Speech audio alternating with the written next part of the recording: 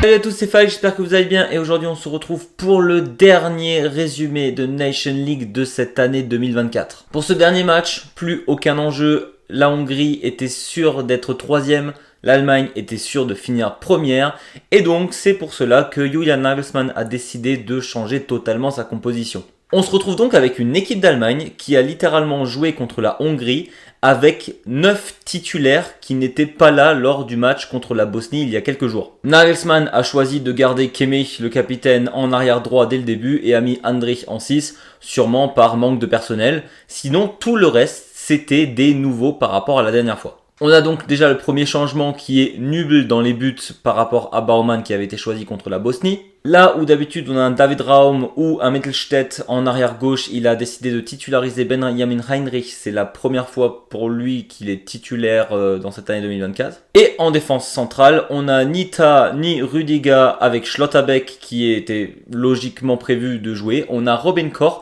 qui fait une magnifique saison avec l'Eintracht Frankfurt.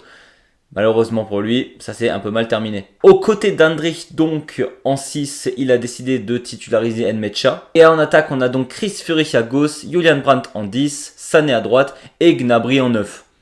Gnabry en 9, ça se joue, il n'y a pas trop de problème là-dessus. Bon, quand on regarde la composition, mais surtout quand on regarde le match, on peut se dire, bon, on s'en fiche de ce match vu que littéralement on connaît la position dans le classement des deux équipes.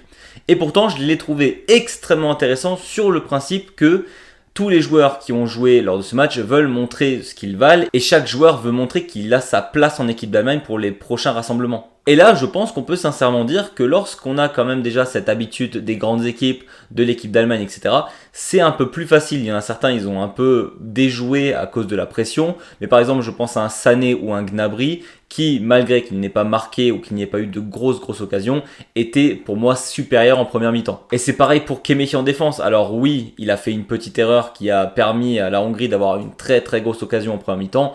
Au-delà de ça, il a littéralement géré toute la défense. Il a dit aux autres où se placer. Je trouve que Kimmich a fait un très gros match sinon. Mais le plus intéressant était évidemment de voir qu'est-ce que chaque joueur de cette équipe, en tout cas chaque joueur qui ne joue quasiment jamais avec cette équipe d'Allemagne, peut éventuellement apporter dans le futur de cette équipe. Et dans ce rôle-là, je trouve que Heinrich, par exemple, a fait une très belle impression. L'Allemagne, d'ailleurs, qui galérait depuis des années avec les défenseurs latéraux. Là, pour le coup, entre Mittelstädt, Kimmich, Heinrich, David Raum, on a quand même pas mal de très bons joueurs, je trouve. Parce que la transition après Philipp Lahm, il n'y avait pas grand monde. Et pour le coup, Heinrich s'en est très bien sorti en première mi-temps. Au-delà de la défense, très beaucoup franc tiré qui était pas très loin du cadre. Et c'est là où je trouve que Heinrich a fait un très bon match. Déjà défensivement, il pressait le joueur adverse constamment, donc c'est quelque chose qu'on demande en tant que défenseur latéral. Tout le monde le fait pas malheureusement, lui le fait sans aucun souci. Il a joué à gauche en première mi-temps, il a même joué à droite quand Gosens est rentré sur le terrain pour laisser Kimmich se reposer. Et là encore, il n'était pas du tout ridicule. Et au-delà de la défense, très beau coup franc de sa part.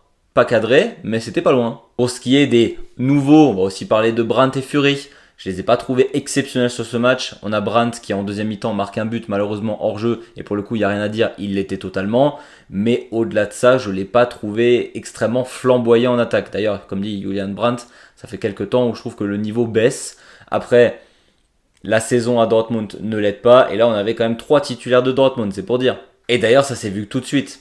Lorsque l'attaque a totalement changé, milieu de la deuxième mi-temps, et que Wirtz, Musiala et Havertz sont rentrés sur le terrain, c'était plus du tout la même. Oui, parce que là, je parle individuellement des joueurs. Sauf que l'équipe, globalement, s'est fait quand même plutôt marcher dessus par la Hongrie. Alors oui, la possession, c'était clairement l'Allemagne qui l'avait. Mais c'était une possession extrêmement stérile. Ça faisait beaucoup de passes en retrait, ça faisait beaucoup de passes sur les côtés sans jamais vraiment trouver une ouverture en attaque. Et les Hongrois ont très bien joué le jeu, c'est-à-dire qu'ils ont pressé les Allemands à fond. Des fois, niveau légalité, on n'y était pas trop, parce que il y a quand même Sané qui a perdu une chaussure pendant ce match. Par exemple, je parlais tout à l'heure de Kimmich qui a fait une petite erreur qui a conduit à un très bel arrêt de Nübel. La faute est claire sur Gnabry sur la récupération de balle. Orban fait une grosse faute sur Gnabry. Et d'ailleurs, sur tout le match, les Hongrois ont joué extrêmement physique. En même temps, sur le premier match, ils prennent 5-0. On peut se douter qu'ils avaient un peu la haine. Là, ils étaient à la maison. Ils voulaient pas faire pâle figure face à cette équipe allemande. Et donc, la Hongrie, techniquement, très bon match de leur part. Ils ont su exploiter les faiblesses de l'Allemagne. C'était clairement pas l'équipe titulaire des Allemands. Malgré tout, il fallait essayer de presser un maximum. Et c'était sûr que les Allemands, malgré que ça ne soit pas les titulaires, aient largement le talent pour avoir la possession de balle, c'est logique. Et donc les Hongrois ont joué les contre-attaques et ça leur a plutôt bien réussi. Là, il y a un nom que j'ai prononcé qu'une seule fois, mais je n'ai pas parlé de son match et c'est pourtant de loin l'homme du match, Alexander Nübel. Là où je n'étais pas sûr la dernière fois, là j'en suis bien sûr. On ne sait toujours pas qui est l'intérimaire officiel entre Nübel et Baumann jusqu'à l'arrivée de Ter Stegen. Et là, on peut dire que Nübel, il s'est fait sacrément beaucoup de points positifs sur ce match parce qu'il est de loin le meilleur joueur. En première mi-temps, c'est totalement lui qui tient le groupe en vie parce qu'on a 2 à 3 occasions nettes pour la Hongrie, des 1 contre 1 entre Nübel et l'attaque que Nübel arrête et des jolis arrêts. Mais le plus bel arrêt, c'est sûrement celui en deuxième mi-temps où il arrive tout simplement à faire le grand écart pour récupérer le ballon qui va se loger à côté du poteau. Heureusement pour lui, en tout cas, c'était un super match de sa part. Et sincèrement, le penalty qui prend la fin, c'est des choses qui arrivent, c'est des penalties, c'est pas une science exacte. À un moment donné, le gardien, il doit choisir un côté. Le gars décide de tirer au milieu, il fait une panenka à la 98e minute. C'est des choses qui arrivent. N'empêche, il n'a pas à rougir et malgré ça, il faisait une sacrée tête à la fin du match, il était bien saoulé de s'être pris un rebut. Et ça, c'est une bonne mentalité. N'empêche que ce qui sauve finalement les Allemands sur ce match, c'est vraiment l'entrée de Havertz, Wirtz et Musiala. Quand les trois sont arrivés, déjà au niveau dynamisme dans l'attaque, c'était pas du tout la même. On a Havertz qui, quelques minutes après son entrée, tire un magnifique ballon sur le poteau.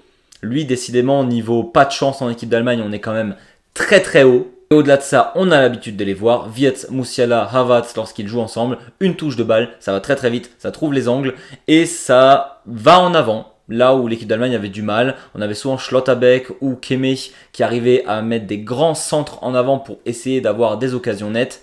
Là, eux le trouvent parce qu'ils trouvent toutes les petites failles de la défense et ça montre quand même, je pense pas qu'on leur prendra la place de titulaire si facilement. Point sympa, c'est quand même que Nmecha, pour sa 3e fois en équipe d'Allemagne, marque un but. Ça se voyait, il était ultra heureux et il en a encore parlé après en conférence de presse. Ça fait vraiment plaisir pour lui. Et c'est un aspect globalement qui est super positif pour l'Allemagne.